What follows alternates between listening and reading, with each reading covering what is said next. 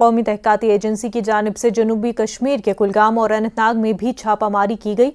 اننت ناگ میں جماعت اسلامی کی فلاح عام ٹرسٹ پر SIA نے چھاپہ ماری کی۔ ذرائع کے مطابق اس دوران کئی دستاویزات اور دیگر مٹیریل بھی ضبط کیے گئے، جبکہ یہ چھاپہ ماری ٹیرر فنڈنگ اور جموں کشمیر میں بدامنی پھیلانے کے الزامات کی تحقیقات کے تناظر میں عمل میں لائی گئی۔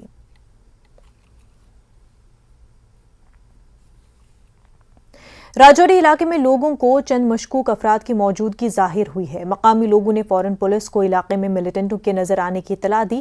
سیکیورٹی فورسز نے الصبح سے نوشہرہ سیکٹر کے چوکی ہنڈن کیمپ محلے کو محاصرے میں لے کر سرچ آپریشن شروع کیا ہے۔ سیکیورٹی فورسز نے سرچ آپریشن کے دوران ڈرون ٹیکنالوجی کا استعمال کر رہی ہے۔ راجوری ضلع کا چوکی کیمپ کا علاقہ جہاں صبح سے ہی سرکشا والوں دوارا سرچ آپریشن چلایا جا رہا ہے۔ ایسا مانا جا رہا ہے کہ 3 سے 4 آتنکی اس علاقے میں دیکھے گئے ہیں۔ اس کی اطلاع ملتے ہی سرکشا بلوں نے پورے علاقے کو گھیرا ہوا ہے اور پورے علاقے میں سرچ جو ہے اس وقت چلایا جا رہا ہے۔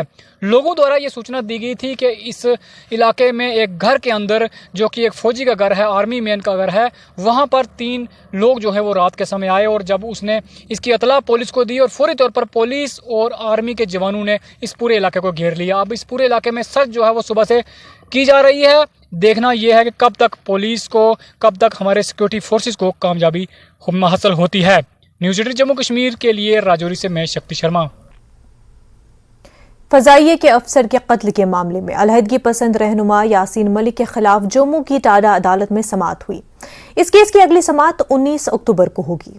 1990 میں جموں کشمیر لبریشن فرنٹ کے ملیٹنٹوں نے فضائیہ کے 4 افسران کا قتل کر دیا تھا۔